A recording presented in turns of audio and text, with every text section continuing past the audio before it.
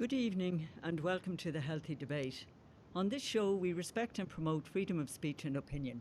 We are committed to exploring a wide range of topics with guests representing a variety of viewpoints. For this, our first show, we are delighted to welcome two special guests, the broadcaster and pundit George Hook and the investor and analyst Graham Neary. We'll speak to them later. So what is this show about? Since March 2020, all Irish citizens have endured stringent and onerous personal restrictions on their freedom to move, to shop, to live and to love. We all know the arguments for these restrictions, as advised by the National Public Health Emergency Team, known to us all as NPHET. Every day, they're reported in the news, bulletins, repeated in advertising and posted in shop windows and even on bus stops. What we don't hear are the arguments against these restrictions.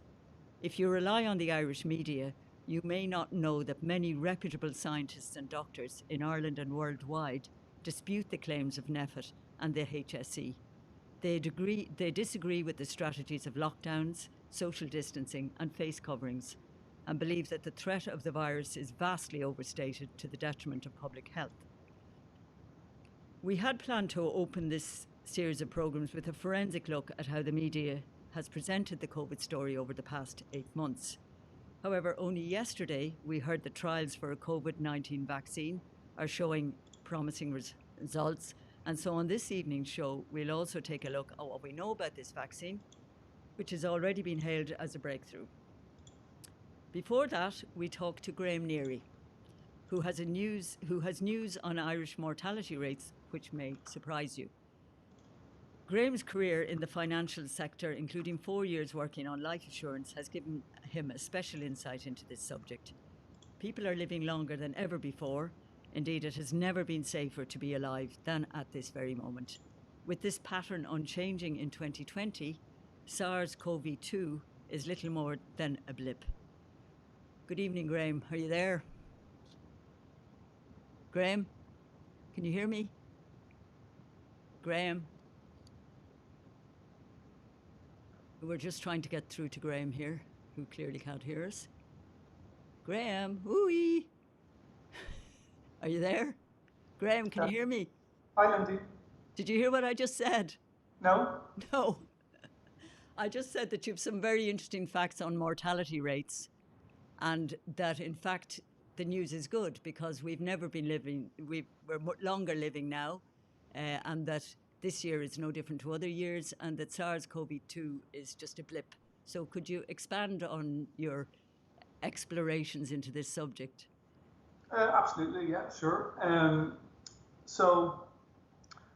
What's really motivated me to study this was a belief that data was being misused and presented to the public without context.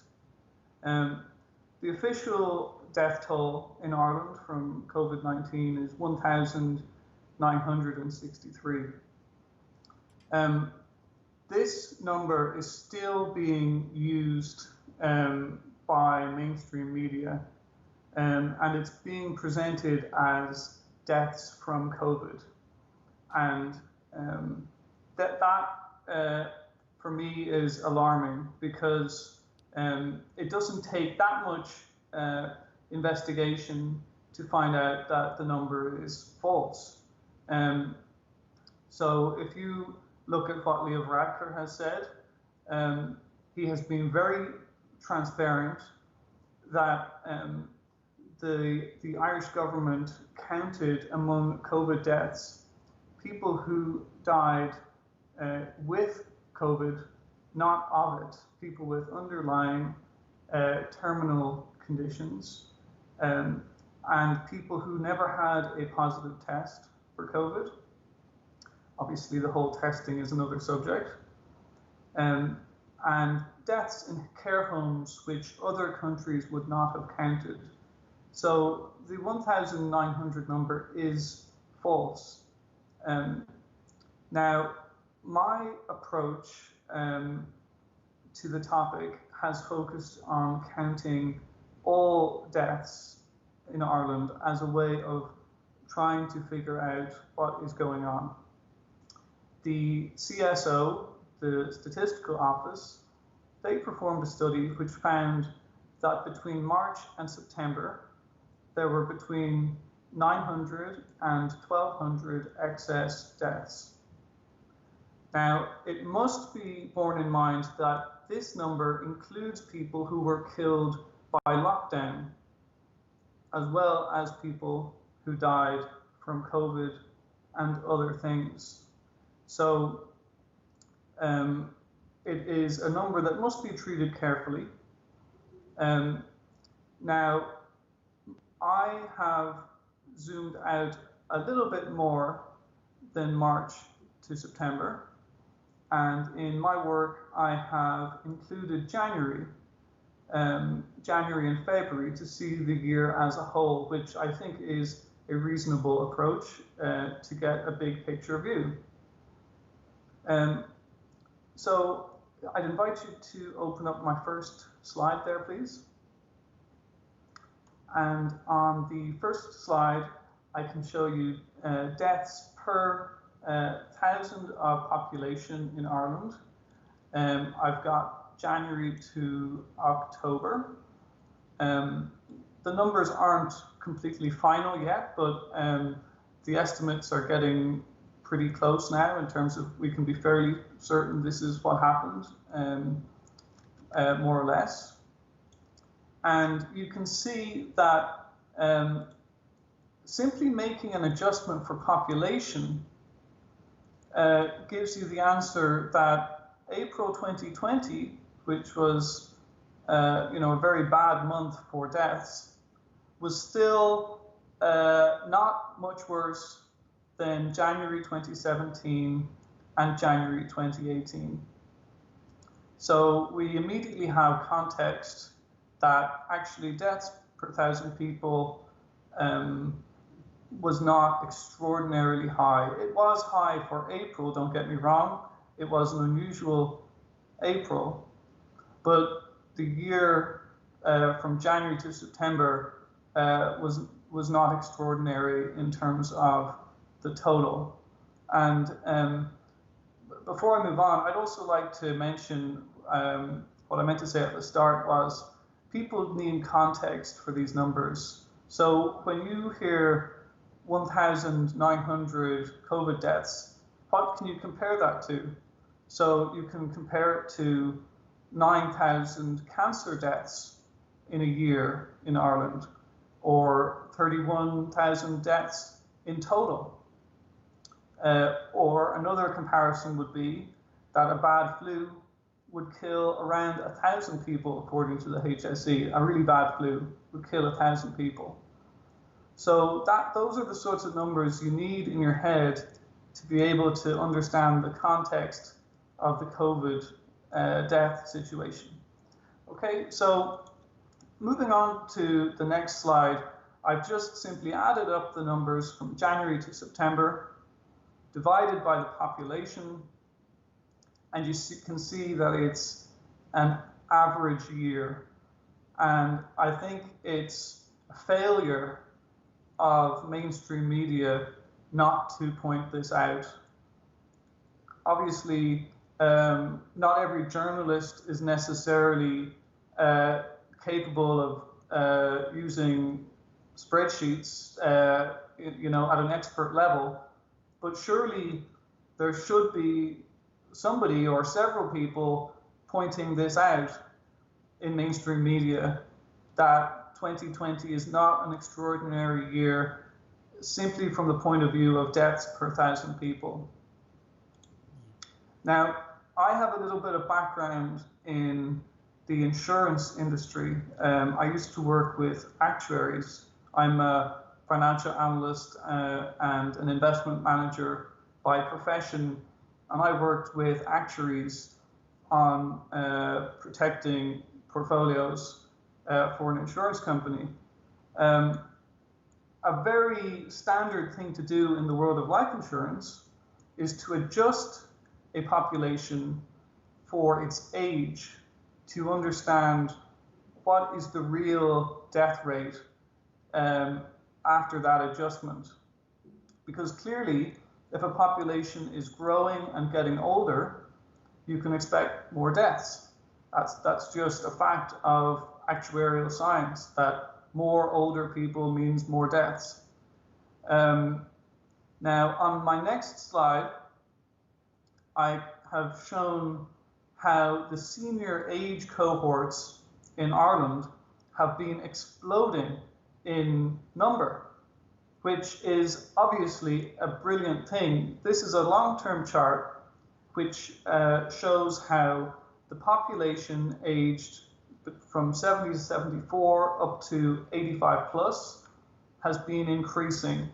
So we have 3.5 times as many 85-year-olds and older compared to 1980. Life expectancy has been increasing because of economic growth and people's improved lifestyles. And if you look at the last 5 years there, Lindie, you can see that the blue line at the top is actually getting faster. It's growing even faster than it ever did before. In raw numbers, we had 56,000 people aged 85 and above in 2010. In 2020, we have about 81,000. And that's an important feature of the population that you have to bear in mind when you're looking at the mortality statistics. So what I did was I standardized the death numbers for the age of the population. And if you look at slide 4, you can see a long-term chart. And in simple terms, what this chart shows you is how many deaths you would expect from the Irish population if its age and its size didn't change. And as you can see, the mortality rate from this perspective has completely collapsed, which means the world is safer than it's ever been. And what's really interesting is, if I make a forecast for how 2020 will end, so I've done this and I've said, well, if Q4 2020 is the same as Q4 last year, what will 2020 be? Where will we be left at the end of the year? And on my next slide, you can see that 2020 is a continuation of the trend towards lower mortality. People need to know this, that it's never been safer to be alive. Your life expectancy has never been better, and COVID hasn't changed this. Now, obviously, some people believe that COVID could change this, and I'm happy to talk about that prospect or how plausible that is. But the fact is that the 1,900 COVID deaths in Ireland did not change the fact that it was a very safe year, and it's still shaping up to be the safest year ever, the year with the longest life expectancy for Irish people. Now, if you look at my very last slide, you can see what the previous chart would look like if we assume that the 1,900 COVID deaths didn't happen. And you can see that instead of getting a nice, smooth trend line, we get 2020 being exceptionally low, out of trend. And what that forces you to ask yourself is, were 2020 non-COVID deaths exceptionally low, or were many deaths labeled as COVID inappropriately? So that's my presentation. Thanks for listening. Thank you very much, Graham. I can tell you that of the 1,948 deaths, only 139 had no underlying clinical conditions, and most of them had 3 comorbidities. And what you do wonder, why the rates of respiratory illness pneumonia and flu are just, well, today I couldn't find flu statistics. I don't know if you've found flu statistics anywhere. My understanding is that flu is at an all-time low. Yeah, it's gas, really. Have you anything? Our second guest here is George Hook, who is a venerable statesman and probably in the older age group here. But have you anything to say about those kind of statistics and long livingness? Well, where Mr. Neary makes his single most important point, in fact, is that all the figures for deaths or hospitalizations or tests or anything have not been interrogated. Yes. And that is the absolute failure of Irish media. Yeah. Irish media being newspaper, radio, and television. Don't forget that media is described as the fourth estate. By the fourth estate, it means that it stands there with the political sector, the executive sector, the judicial sector, and the media. Because the media are recognized that they have a major role to play in terms of advocacy and, more importantly, in terms of investigation. And therefore, what Mr. Neary shows is a whole new set of figures that nobody has shown us before. Why has nobody shown us before? And that's what we ultimately have to start looking at, all right? Because as I sit here today, and I've lived in this state, which is about 100 years old, and I've lived here for 80 of them, so I've lived for a fair amount of the state. And never in the history of the state have I been forbidden to leave my house, have I been forbidden to see my grandchildren, have I been forbidden to drive a certain distance or drive beyond my county. And never in that time have I been stopped by a policeman asking me where I am going. Now, the last time that we saw rigor of this kind of our movements, the black and tans marched around the land. So therefore, this is the first time in our democratic history that we've seen this. And it is being implemented, in effect, if not formally, by an unelected civil servant, not by the government.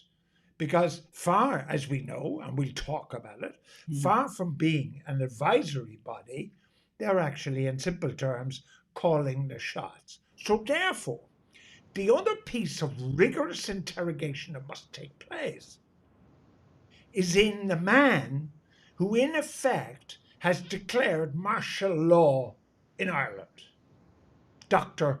Houlihan. Nowhere have I seen, other than apparently he has a keen interest in Gaelic football, nowhere have I seen a study of the background of the man who is deciding our lives. So let's look just a little. Now, it's very important for the purposes of this program that somebody such as myself, who in his time has had some pretty flamboyant opinions, it's very important for me that this is not about opinion. Yep. It is very important to understand that in everything I talk about fact, and I back them up by fact. Now, what we are looking at, first of all, is the appalling case of over 200 women who got false information on cervical cancer tests. Sadly, I would remind people that 18 of those women have died. Now, Chief Medical Officer in all this, and I'm not suggesting he did anything, but what are the facts of his tenure during the cervical cancer testing failure? Deputy Kelly of the Labour Party and Deputy Cullinan of Sinn Féin in Dáil Éireann called for his resignation because, in their opinion, he was incompetent in the whole issue. Yeah. Now, that's their opinion. I merely state it. Also in Dáil Éireann, Deputy Louise O'Reilly of Sinn Féin said, and it is a fact, that Dr. Houlihan withheld information on the cervical cancer issue from the Taoiseach and the Minister for Health. And that was stated in Dáil by Deputy O'Reilly. Now, if you then move slightly forward and you come to, and by the way, there are obviously huge legal cases with enormous financial implications for the state coming down the track on the issue of the cervical cancer tobacco. If you then look at the swine flu vaccine, that was before the cervical cancer. Yeah, 10 years. Yeah. If you now look at the swine flu vaccine and Dr. Houlihan's role in the swine flu vaccine, he received a letter, and this was used by Senior Counsel Gleeson in the High Court as evidence on behalf of his client who won her case.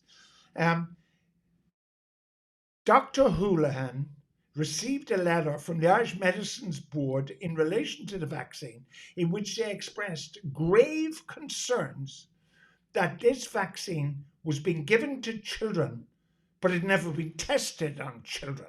Yeah. The following day, within 24 hours, Dr. Houlihans went before a Dáil committee and said this vaccine was utterly safe. Extraordinary, given he had received a letter the day before from the IMB expressing grave concerns. Just last week, a young man, Blakewell, a schoolboy, 16, whose life has been destroyed by the swine flu vaccine, and he won a major action against the state. Again, coincidentally, Senior Counsel Gleeson quotes the transcripts from RTE and News Talk interviews in which the same Dr. Houlihans said that this vaccine was eminently safe, and as a result of which, the child was his parents had him vaccinated. In fact, interestingly, long after that vaccine was dismissed by the World Health Organization, Ireland continued to use it because reputedly we had stocks worth 17 million. So the suggestion is, and I can only say it's a suggestion because I wasn't there, that we better use it up. We paid 17 million for them. I don't know. Now, if we come back to just a short matter of weeks ago, Dr. Houlihans has been on leave of absence because of the illness for his wife. He returns on a Sunday, and by Monday morning, the newspapers are full of news that we're going to level 5. The Taoiseach doesn't know that. The Minister for Health doesn't know that. I'm not suggesting, yet again, staying with facts. I'm not suggesting that Dr. Houlihans leaked it, but his organisation clearly leaked it to bounce the government into level 5.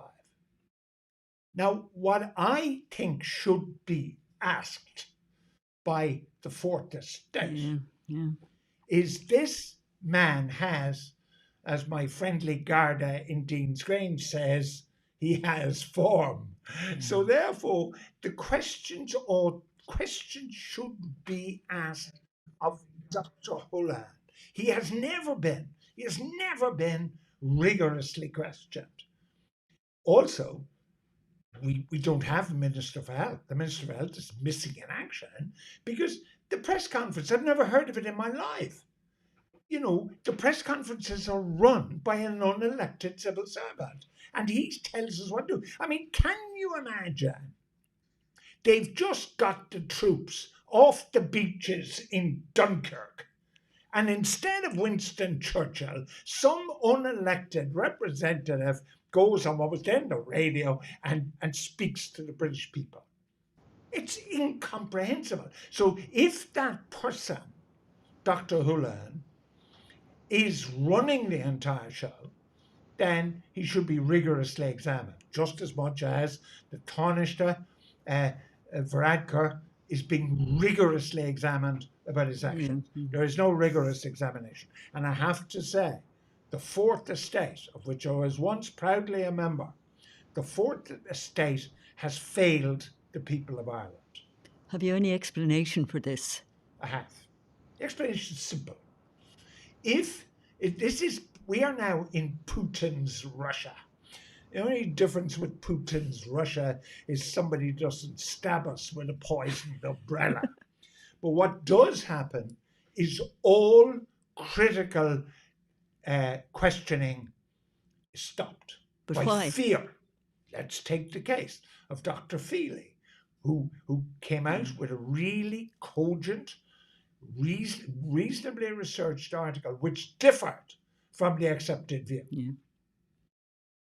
Undoubtedly, I don't know, but one I could suspect, he got a phone call which said, you can resign or be sacked, so he chose to resign. So the only one man who was prepared to step out of line and say, listen, it's not the way you're being told, he's fired and silenced. Dr. Ciara Kelly, who happens to be a medical doctor, presents the breakfast show on News Talk. Yeah. She stepped out of line and asked questions which had not been asked. Now, she wasn't fired, to News Talk's everlasting credit, but she was driven off social media by the Twitter Nazis. Forced off media on many of the comments were written about it were libelous, they were certainly disgraceful, and so on, but they're anonymous so they can write what they like. So if you were somebody and you had a viewpoint and you were prepared to put it out there, if you were going to lose your job, would you do it? Probably not. I mean, I'm not going to. I've been fired once, so they're not going to fire me again. But like, if you were a doctor working for the HSE, would you step out of line? So who is talking to us? I think this is the most interesting thing. I agree with right? you. Yeah. Who's talking to us now? Before St. Patrick's Day, there were fellas, mostly fellas, working in dusty laboratories with test tubes and Bunsen burners. And in their spare time, they were lecturing semi-bored students. They were immunologists and epidemiologists. Suddenly, now, they are media superstars. There cannot be a television program or a radio program or a newspaper article without one of these media superstars who 9 months ago we didn't know who the heck they were. They now are not only household names, I'm sure they have an agent. I'm sure they're about to write a best-selling book. And they come out and they say, I watched television aghast as one of them came on television and current affairs show and said, if you listen to me, we will be at zero COVID by Christmas. Was he questioned? No, just accepted. It's not a question of is he right or is he wrong, but if Micheál Martin said, or Pascal Donoghue, that the gross national product is going to rise by 10% next year, somebody will question him. Yeah. So why is there no questioning? It's essentially fear. Fear now stalks the streets in a whole range of ways. But how did they generate the fear? I mean, this is what I find fascinating. Generating the fear comes from one day, and you can pinpoint it. You can pinpoint the day, and you can pinpoint the action. Right. Much as we may laugh at Boris Johnson and so on, Johnson essentially for Britain in mid-March was of the herd community viewpoint, of the sort of Swedish model that we kind of have a relaxed view to it, look after our old people, and we should be okay. And then Dr. Neil Ferguson Yes. of Imperial College came out and said 800,000 people are going to die in Britain and 2.2 million people are going to die in America. Suddenly, Johnson and Mr. Cummings, his acolyte, say, oh, shoot, we better do something here. Let's go to lockdown, and then the rest follow. It is incomprehensible that the Irish didn't read it. Yeah. And they said, well, 800,000 for Britain is 80,000 for us. 80,000 deaths. Now, what Ferguson said, and which the HSE on one example actually said in Ireland, He said hospitals will be overrun. Intensive care units will be overrun. There'll be people. He didn't say it, but he conjured up a vision, of people dying in the streets, and all this sort of stuff. So suddenly, not only is Johnson now bounced into lockdown, but we're bounced into lockdown. All right. So G. Hook and everybody else of his age is locked behind closed doors. I can't go out. I can't visit my children or my grandchildren or anything else. Now, belatedly, at the behest of a Protestant clergyman, the government said, about 6 weeks or 2 months, said, sorry, actually, it was only advice. But it didn't come across as advice. It came across as, you don't move. Now, if you're going to have 80,000 deaths, or you're going to have 800,000 deaths in Britain, what are you, and your hospitals are over, what are you going to do? You got to build hospitals in a hurry, okay? So what the British did was they built what they called Nightingale hospitals, and they built 20 of them at a cost of 220 million. What did we do? We didn't build hospitals.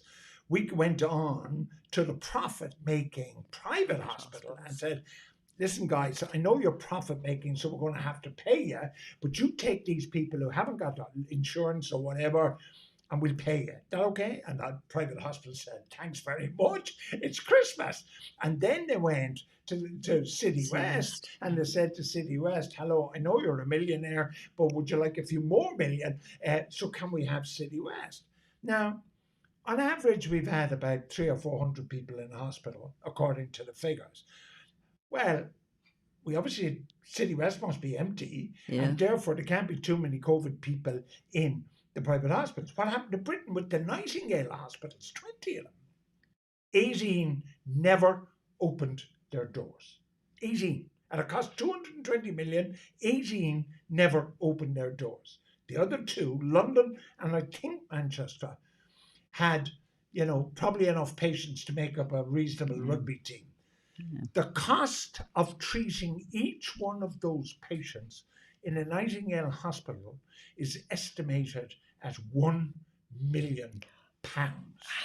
Now, this is all done on the basis of utterly failed research. Utterly. Neil Ferguson's research was utterly wrong. So why, if we know that they got their numbers wrong, they use nice words, okay, that people like you and me don't understand, all right? When somebody says to me they're modelling, I'm thinking they're building model airplanes or train sets for my grandchildren. But in fact, what they're really doing is they're getting Excel on their laptop and they're putting in, if 8 people get it and they talk to 12 people, therefore 96 people get it. And they do all this and it comes out very good in Excel, but it's not reality. No. So now let's look at a crucial thing. And this is the actual thing itself, COVID, right? Now, it doesn't really matter because we've got different figures, but when the two prophets of doom, Fergal and George, the double act on RT television, when Fergal and George come on and they have the doom figures and they say, is this how many people got it today? This is how many people are in hospital, and this is how many people are in intensive care. Now, at one point, that daily figure was 1,000, and that's why we panicked, right? So if it was 1,000, at the end of the week, there should be 7,000 people sick, okay? Yeah. If it's 500 only, then 3,500 people are sick. And if it's 200, then 1,400 people are sick. But none of those people were ever in hospital because we know from the two boys that there are usually only 300 people in hospital at any one time. So all these thousands who have it aren't in hospital, they're not sick. And the ICU, far from being overrun, has about 40 people in it. Now, two things, and Mr. Neary in his opening remarks alluded to this. Do you die with COVID or of COVID. Yeah. 93%, not according to George, according to the Central Statistics Office, 93% of the people who have died supposedly from COVID had at least, and you mentioned it, at least one other serious illness. It's called comorbidity. Yeah. So, I mean, taking it to its extreme, if you're knocked down by a motor car, but you've been tested for COVID, did you die by COVID? It seems to me the way they compute the figures, then you probably would. So a huge number of the figures that are coming out, the 1,000 or the 300 or the 500 or whatever it happens to be, they're not sick. Because if they were sick, they'd be in hospital. Yeah. Now, when they compute the figures when there was flu, and this, what we have at the moment is in effect a bad flu year. Again, Mr. Neary alluded to this. Effectively, a bad flu year, right? But the vast majority are what they call asymptomatic. In other words, not sick at all. They've got COVID, but they're not sick at all. They display no signs of it. Now, when they analysed the flu in the old days, in the good old days, right? When they analysed the flu, they did it on what's called a case basis. So quite rightly, they said, listen, we're only going to count the people who have the flu. Is that wrong?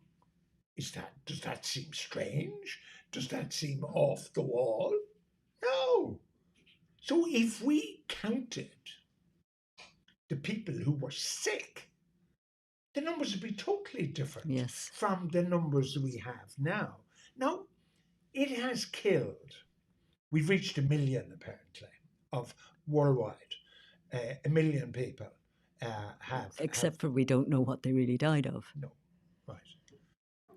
But it is equally estimated, not by George, but by the World Health Organization, that 750 million people have contracted the virus. So if you now do your mathematics, 1 million divided by 750, right?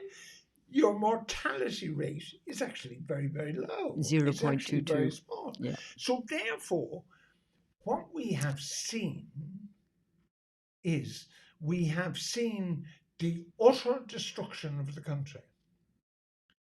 Look what we've seen. Just today, we are seeing more domestic violence than perhaps any time in our recent history. We have seen that 150,000 cancer checks were missed in the first 6 months. So if 150,000 cancer checks were missed in the first 6 months, then somewhere down the road, we are going to have people dying of cancer. We must do. It's axiomatic. You don't need to be a genius for that. So therefore, the result of what mental problems are we now going to see amongst children, amongst husbands or wives or families? We have no idea. But if what is life like? And nobody is. I mean, I see funny stories in the paper, Yeah. But what is life actually like if since March the 17th, and you're over 70 years of age? Life is you don't go outside. You may go to the corner shop to buy some vegetables or whatever, but you don't go out. You exist on a diet of television, and if it's me, gin and tonic to support my television watching, but you're in the house. And the extraordinary thing for me is, I have now eaten something like, 227 meals at home. I've never eaten 227 consecutive meals at home in my entire life. So that's a positive for me. So strangely enough, as far as the lovely Ingrid and myself, It's actually quite positive, purely because she's had a husband for the first time in 52 years. But that's not the case for the vast majority of people. Now you look at people who will never work again Yep. because their places of employment will never open again. If you look, and I appreciate everybody listening isn't in Dublin, but if you look at city centre Cork, city centre Limerick, all the urban centres, they're dead. Yes. No, Nobody's there, Dublin is dead. and nobody may actually go there again. So Yeah. there'll be this. So we're looking at an extraordinary situation in terms of work. Yeah. Now, everybody is quite, it's very good. I mean, the whole furlough scheme and paying the wages and ever, but never ever in economic history has the government paid the wages of everybody. There's been unemployment benefit, but they've never paid the wages in effect of, a vast proportion of the population. Now, the story is from the best experts, the economists, certainly not me, but the economists say, well, listen, you borrow a ton of money, but it's really cheap. So you borrow a ton of money, right? Now, I don't think my mother would have used that kind of economics at home. On the basis she would have said, I know the money is very cheap, but at some point you're going to have to pay it back.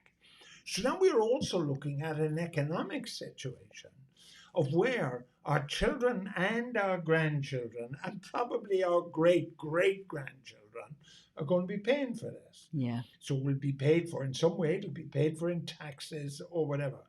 Now, is there an answer? Is there an answer? Absolutely. There is. There is. Yeah. And I suspect deep down it's Dr. Houlihan's answer. If we go back to the Middle Ages and we only have candles and none of us walk, and we live on potatoes like our forefathers did during the famine, we probably won't spread it. But you won't have any economy, you will have nothing. You will be in the Middle Ages. But what has been proven beyond a shadow of a doubt, and if Dr. Houlihan is listening, he can come in here and he can face me down and tell me why he's right. Because he is wrong.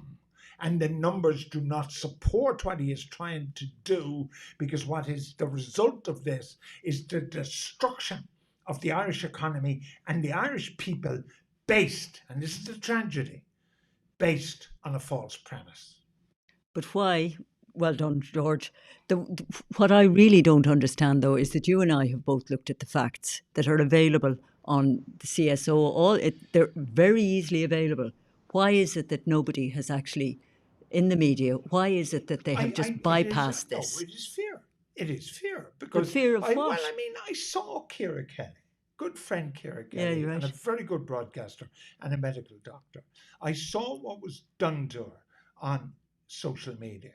And I believe that many people who might nobody will challenge. This is the incredible thing.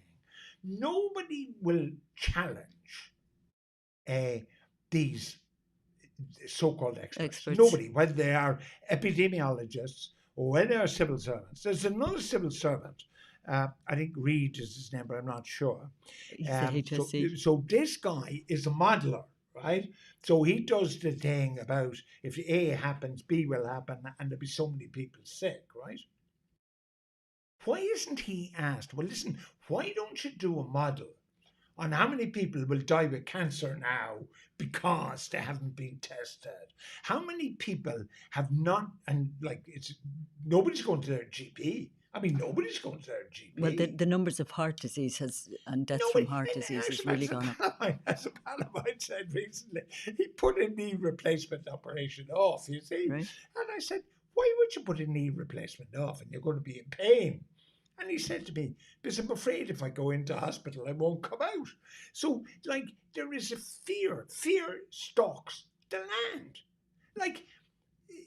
Okay, golf is an elite sport.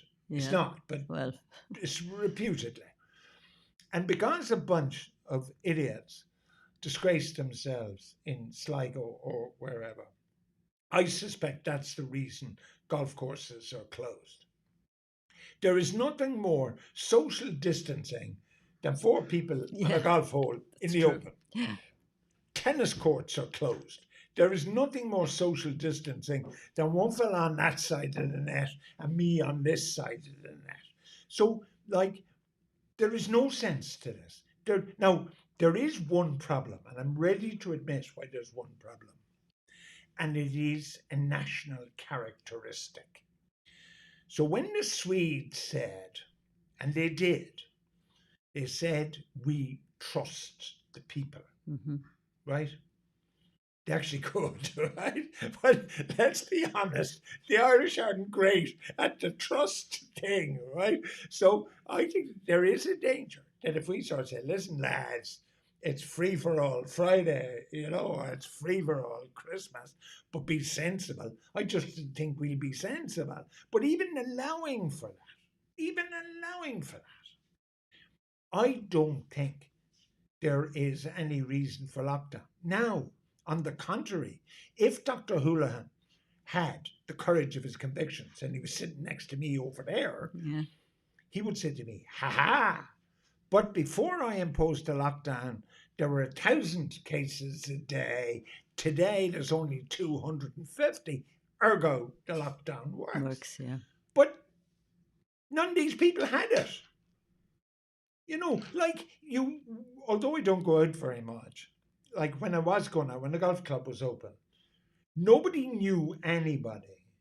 And Yeah. there's Yeah. Yeah. 1,800 people in the golf club.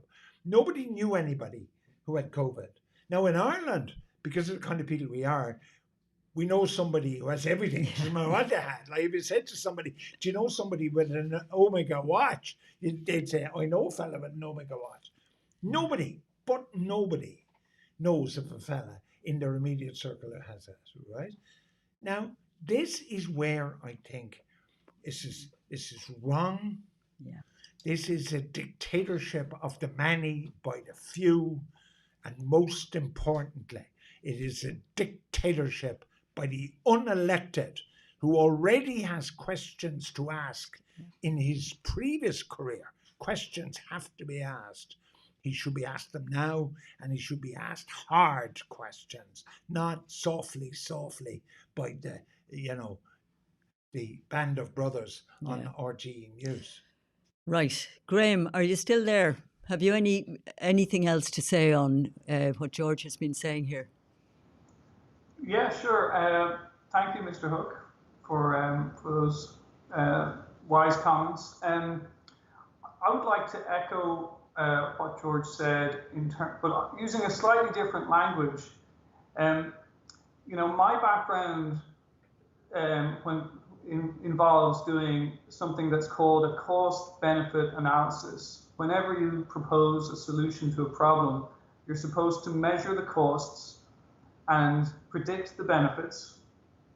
And there is no evidence that the Irish government has done this in relation to its COVID-19 policies. And the media is not holding them to account. In press briefings, there could be much, much harder questions. I try to ask the questions on Twitter and I usually don't get an answer. The commentators, I feel, could take things from a much broader perspective than they do. So, for example, has there been a calculation of deaths caused by lockdown? No, there hasn't.